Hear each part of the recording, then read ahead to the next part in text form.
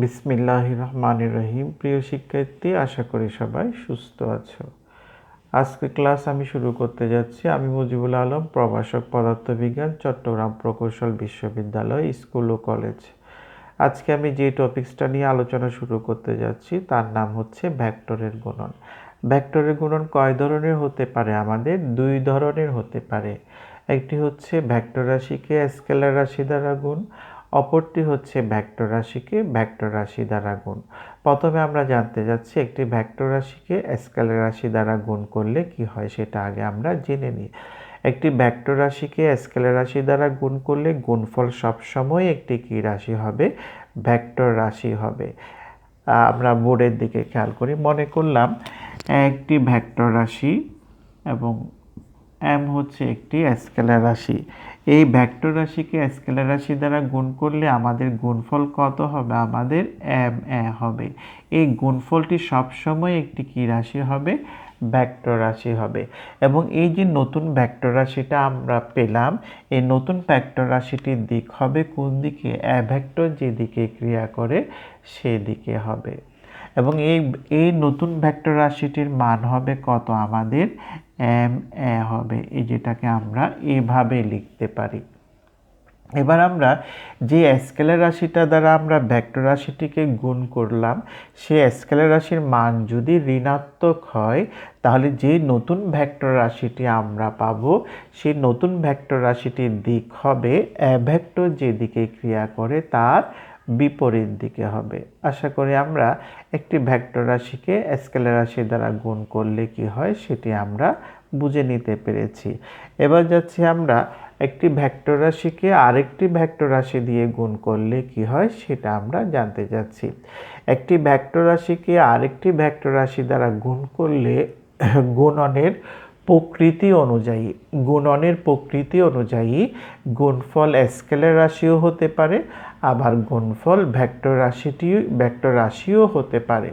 আবার খেয়াল করি, একটি ভেক্টর রাশিকে আরেকটি ভেক্টর রাশি দ্বারা গুণ করলে গুণনের প্রকৃতি অনুযায়ী গুণফল একটি স্কেলার রাশিও হতে পারে, অথবা গুণফল একটি ভেক্টর রাশিও হতে পারে।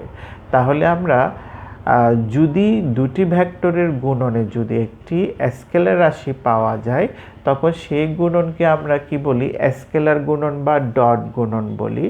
আর দুটি ভেক্টরের গুণনে যদি আমরা একটি নতুন ভেক্টর রাশি পাই, তখন সেই গুণনকে আমরা ক্রস গুণন বা ভেক্টর গুণন বলি। আজকে আমরা আলোচনা করতে যাচ্ছি স্কেলার গুণন কাকে বলে। দুটি ভেক্টরের গুণনে যদি একটি স্কেলার রাশি পাওয়া যায়, তখন সেই গুণনকে আমরা কি বলি? স্কেলার গুণন বলে থাকি। এবং এই গুণফলকে আমরা স্কেলার গুণফল বা ডট গুণফলও আমরা বলে থাকি। স্কেলার গুণফল বা ডট গুণফলের মান হবে ভেক্টরদ্বয়ের মান এবং ভেক্টরদ্বয়ের অন্তর্ভুক্ত ক্ষুদ্রতর কোণের কোসাইনের গুণফলের সমান। আবার শুনিনি আমরা স্কেলার গুণফল বা ডট গুণফলের মান হবে কত? স্কেলার গুণফল বা ডট গুণফলের মান হবে ভেক্টরদ্বয়ের মান এবং ভেক্টরদ্বয়ের অন্তর্ভুক্ত ক্ষুদ্রতর কোণের কোসাইনের গুণফলের সমান হবে। তাহলে আমরা বোর্ডের দিকে তাকাই। প্রথমে মনে করলাম আমরা একটি ভেক্টর রাশি, আমরা দেখাচ্ছি এখানে। মনে করলাম ওপি দিয়ে আমরা কি করলাম? ওপি দিয়ে আমরা একটি ভেক্টর রাশি প্রকাশ করলাম, ভেক্টরকে প্রকাশ করলাম। এবং ও কিউ দিয়ে আমরা কি করলাম?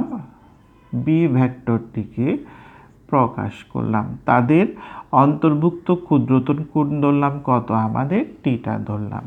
তাহলে আমাদের স্কেলার গুণফল কত হবে একটু দেখে নিই। A dot B equal to কি বলেছিলাম? ভেক্টরদ্বয়ের মান এবং ভেক্টরদ্বয়ের অন্তর্ভুক্ত ক্ষুদ্রতর কোণের কোসাইনের গুণফলের সমান হবে। বা দিয়ে যদি আরেকটু সামনের দিকে যাই, আমরা A dot B equal to কি লিখতে পারি একটু করে খেয়াল করি? এ বি কস টিটা আমরা লিখতে পারি। আশা করি আমরা এতটুক বুঝে নিতে পেরেছি। এরপর আমরা একটু ব্যাখ্যার মধ্যে যাচ্ছি। ব্যাখ্যা যেটা করতে যাচ্ছি সেটা কিন্তু খুব মনোযোগ সহকারে খেয়াল করতে হবে, না হলে আমাদের একটু জটিল মনে হতে পারে। আমরা মনোযোগ সহকারে ব্যাখ্যাটি খেয়াল করব। ব্যাখ্যাটি যদি আমরা বুঝতে চাই, প্রথমে আমরা চিত্রের দিকে খেয়াল করব। চিত্রের দিকে খেয়াল করে আমরা কি করতে যাচ্ছি একটু করে বুঝে নেওয়ার চেষ্টা করব।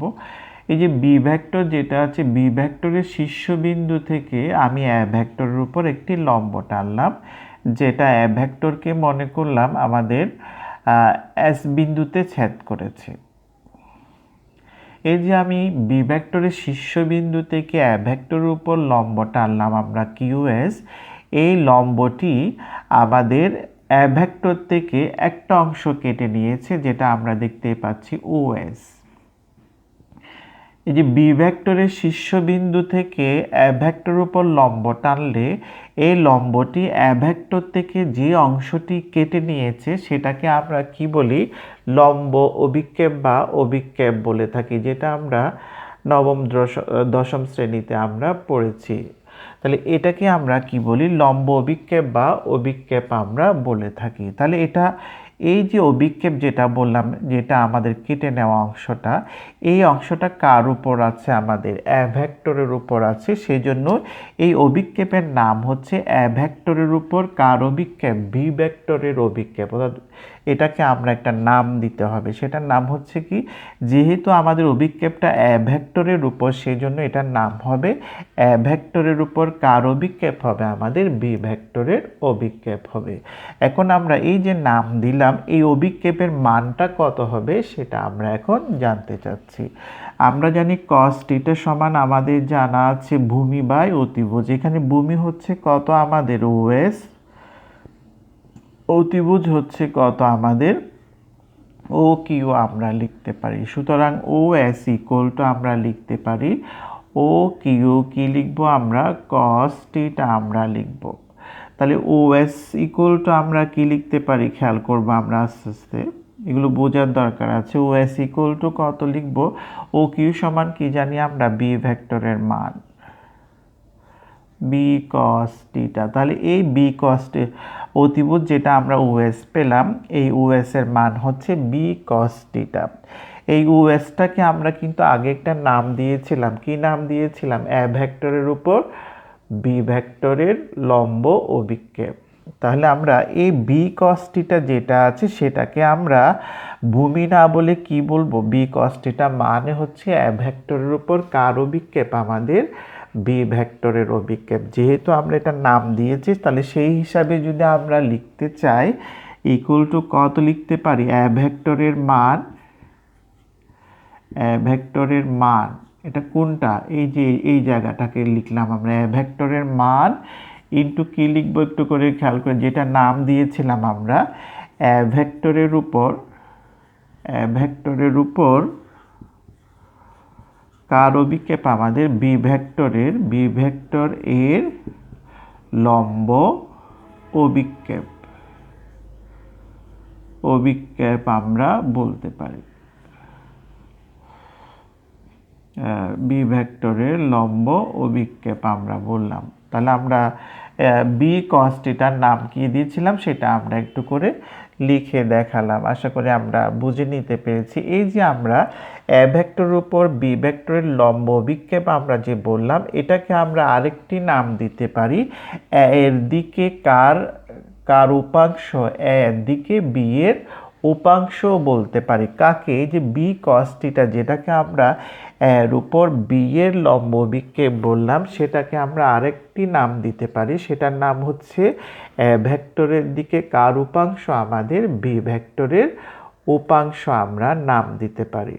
তাহলে এটা যদি দিই, তাহলে সেক্ষেত্রে কি হবে, আমাদের এ ভেক্টরের মান ইন্টু এর দিকে কার উপাংশ, আমাদের বি এর উপাংশ আমরা লিখতে পারি। আশা করি এতটুকু আমরা বুঝে নিতে পেরেছি। এখন যদি আমরা এই রাশিটাকে যদি এবার এইভাবে লেখা হয়, বি এ cos θ, তাহলে বি cos θ কে কি বলেছিলাম সেটা আবার একটু করে মনে করিয়ে দিচ্ছি। বি cos θ আমরা দুটা নাম দিয়েছিলাম।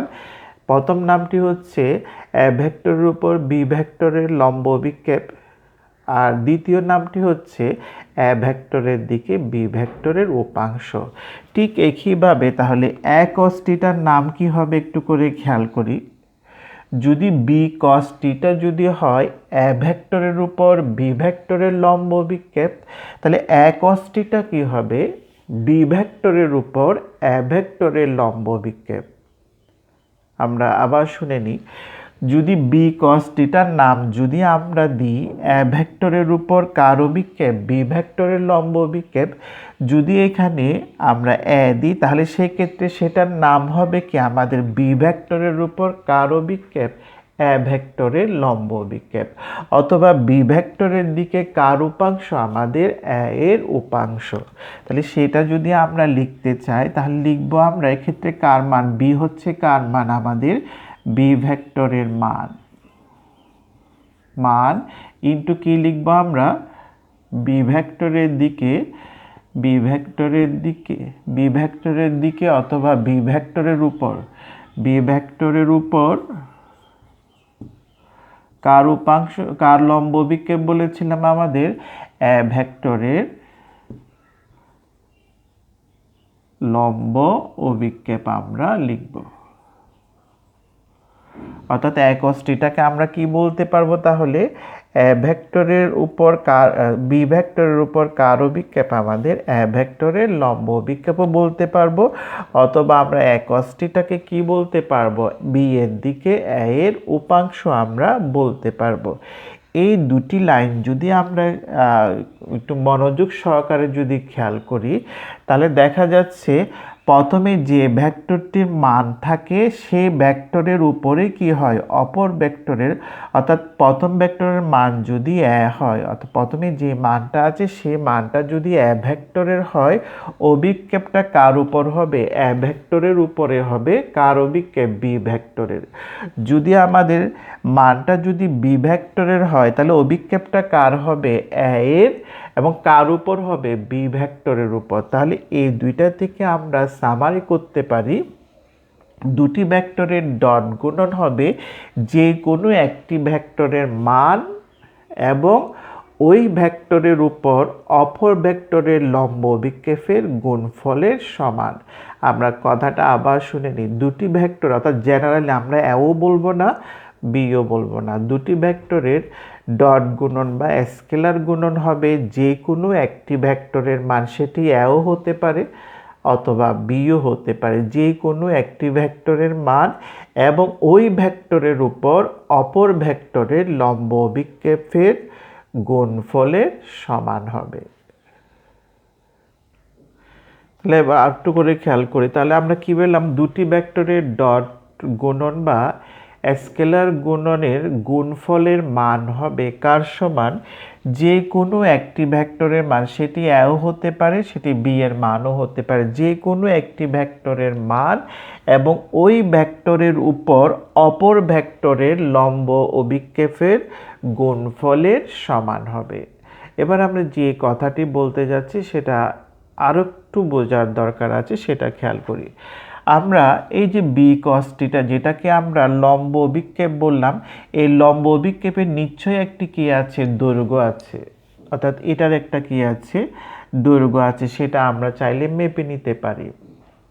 তাহলে আমরা যদি এ ভেক্টরে, তাহলে এ ভেক্টরের কি আছে একটা, অর্থাৎ যে এ ভেক্টর প্রকাশ করার জন্য যে রেখাটি আমরা প্রকাশ করলাম, যে রেখা দ্বারা আমরা এ ভেক্টরকে প্রকাশ করলাম সেই রেখাটির একটি কি আছে দৈর্ঘ্য আছে। আর আমরা অভিক্ষেপ প্রকাশ করার জন্য যে রেখাটা আমরা দেখাচ্ছি যে আমরা ওএস, তারও একটি কি আছে দৈর্ঘ্য আছে।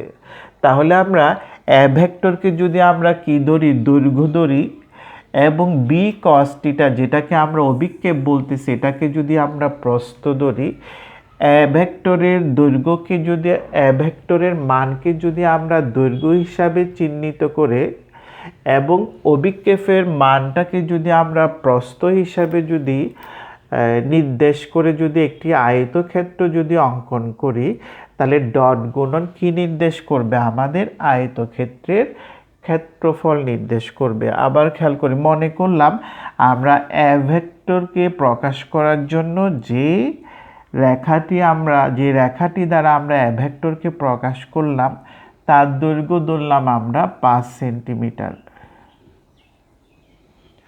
আর এই যে অভিক্ষেপ যেটা পেলাম আমরা, এই অভিক্ষেপের দৈর্ঘ্য ধরলাম কত আমরা, 3 সেন্টিমিটার।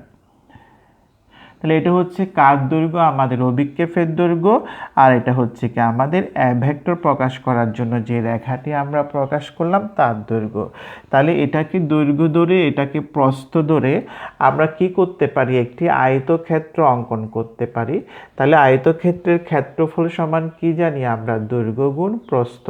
তাহলে এটা যদি দৈর্ঘ্য হয়, এটা যদি প্রস্থ হিসাবে ধরি, তাহলে ডট গুণন কার ক্ষেত্রফল নির্দেশ করবে, আমাদের আয়তক্ষেত্রের ক্ষেত্রফল নির্দেশ করবে। অর্থাৎ আমাদের শেষের কথা দুইটা একটু ঝামেলা বা পেঁচের আছে, সেগুলো আমরা আরেকটু করে শুনে নিই।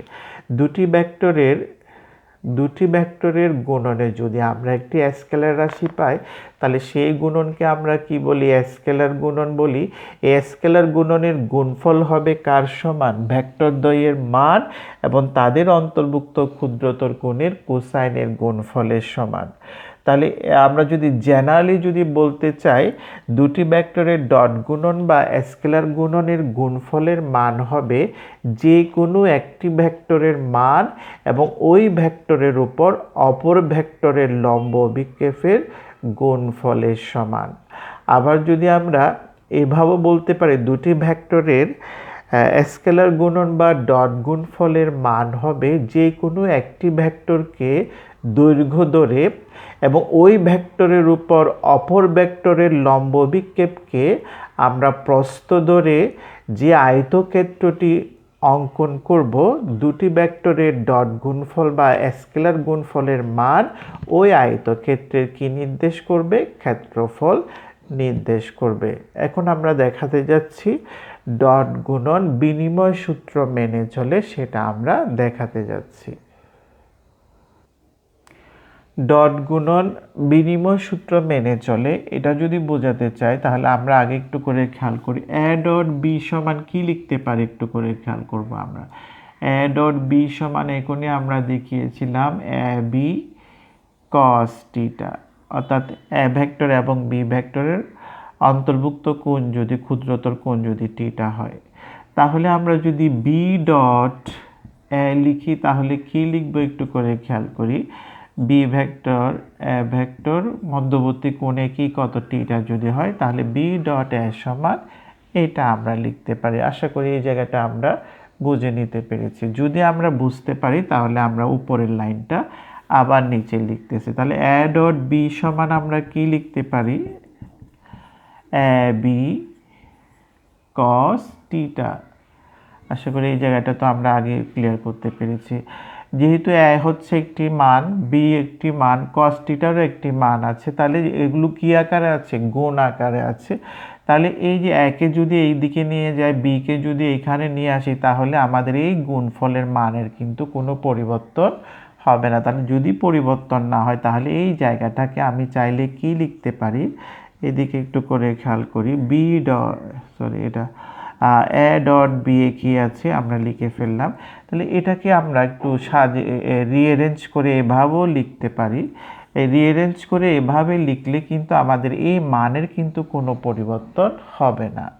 তাহলে কিছুক্ষণ আগেই দেখিয়েছিলাম বি এ কস টিটা সমান কত লেখা যায়, বা দিয়ে যদি আমরা লিখতে চাই A dot B equal to, তাহলে কত লিখতে পারি আমরা, বি ডট এ।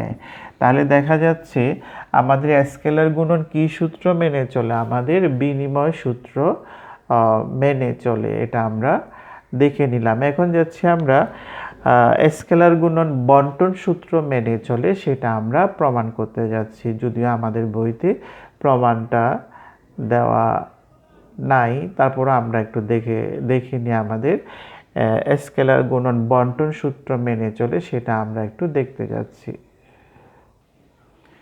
তাহলে আমরা দেখাতে যাচ্ছি এই বন্টন সূত্রটা আমরা প্রমাণ করতে যাচ্ছি। প্রমাণ করার জন্য আমরা কি করতে যাচ্ছি এটা খেয়াল করি। আমরা প্রথমে ওপি দ্বারা আমরা এ ভেক্টরকে প্রকাশ করলাম, ও কিউ দ্বারা আমরা বি ভেক্টরকে প্রকাশ করলাম এবং কিউ আর দ্বারা আমরা কি করলাম, কিউ আর দ্বারা আমরা সি ভেক্টরকে প্রকাশ করলাম, কিউ আর দ্বারা সি ভেক্টরকে প্রকাশ করলাম। তাহলে একটু করে খেয়াল করলে দেখা যাবে, যদি আমরা এটা প্রমাণ করতে চাই তাহলে এক্ষেত্রে আমরা লেফট হ্যান্ড সাইডটা লিখতে পারি। লেফট হ্যান্ড সাইডটা আমরা লিখতে যাচ্ছি A dot B plus C আমরা লিখলাম। তাহলে একটু করে খেয়াল করি, এ ভেক্টরের জায়গায় এ ভেক্টর রয়ে গেল। আমরা এখানে বিটা কি দ্বারা প্রকাশ করেছিলাম, আমাদের ও কিউ দ্বারা আমরা বি ভেক্টরকে প্রকাশ করেছিলাম। আর কিউ আর দ্বারা আমরা কাকে প্রকাশ করলাম, আমরা সি ভেক্টরকে প্রকাশ করলাম কিউ আর দ্বারা। তাহলে একটু করে খেয়াল করি, আমাদের ও কিউ এবং কিউ আর যদি একই ক্রমে ক্রিয়া করে তাহলে আমাদের লব্ধি হবে কত, আমাদের ও আর হবে। তাহলে সেই হিসাবে আমরা লিখতে পারি এ ভেক্টর ডট কত লিখবো আমরা, ও আর ভেক্টর। কারো কোনো প্রশ্ন থাকলে আমরা পরে এগুলো জেনে নেব। আমরা আশা করি বুঝে নিতে পেরেছি। ও কিউ এবং কিউ আর যদি একই ক্রমে কাজ করে তাহলে লব্ধি হবে কত, আমাদের ও আর। তাহলে এই ক্ষেত্রে দেখা যাচ্ছে ডট গুণন হচ্ছে কার কার মধ্যে, আমাদের এ ভেক্টর এবং ও আর ভেক্টরের মধ্যে। তাহলে আমরা ডট গুণনের যে থিওরি আমরা পড়েছিলাম সেখান থেকে আমরা ডট গুণন সমান কি জানি, আমরা এ ভেক্টরের মান ইনটু কি বলেছিলাম, এ ভেক্টরের উপর কার অভিক্ষেপ হবে বলেছিলাম, মনে আছে, ওই যে ও আর, অপর ভেক্টর কি এখানে ও আর এর লম্ব অভিক্ষেপ। আমরা কিছুক্ষণ আগে যেটা পড়েছিলাম সেটাই আমরা লিখলাম। আশা করি আমরা বুঝে নিতে পেরেছি। এবার ও আর এর অভিক্ষেপটা কত হবে সেটা আমরা দেখাতে যাচ্ছি। সেটা দেখাতে গেলে এই যে আমরা ও আর ভেক্টরের শীর্ষবিন্দু থেকে এ ভেক্টরের উপর একটি লম্ব টানলাম, যেটা মনে করলাম এম বিন্দুতে ছেদ করেছে। তাহলে এই যে এম বিন্দুতে ছেদ করলে এই লম্বটা আমাদের এ ভেক্টর থেকে কোন অংশটা কেটে নিয়েছে, ও এম অংশটা কেটে নিয়েছে।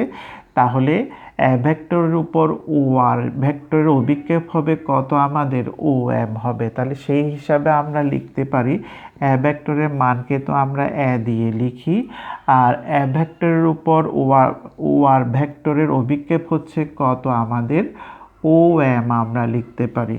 আবার খেয়াল করে ও এমটা আমরা বুঝতে পেরেছি কিনা। ও আর এর শীর্ষবিন্দু থেকে এ ভেক্টরের উপর যে লম্ব টানবো, এই লম্বটি এ ভেক্টর থেকে কোন অংশটি কেটে নিয়েছে, ও এম অংশটা কেটে নিয়েছে। সেজন্য ও এমকে আমরা কি বলবো, এ ভেক্টরের উপর ও আর ভেক্টরের অভিক্ষেপ আমরা বলবো।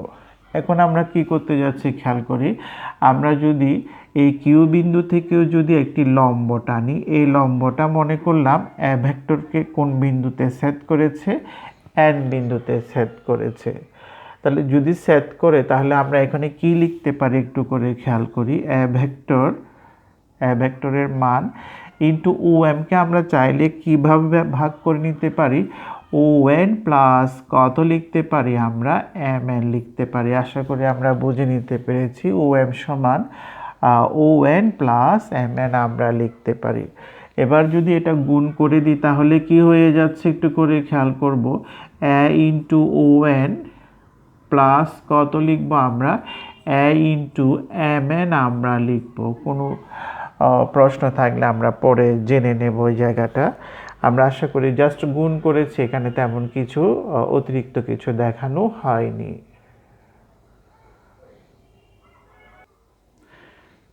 তাহলে আমরা খেয়াল করি ও এন জিনিসটাকে আগে একটু করে খেয়াল করিনি।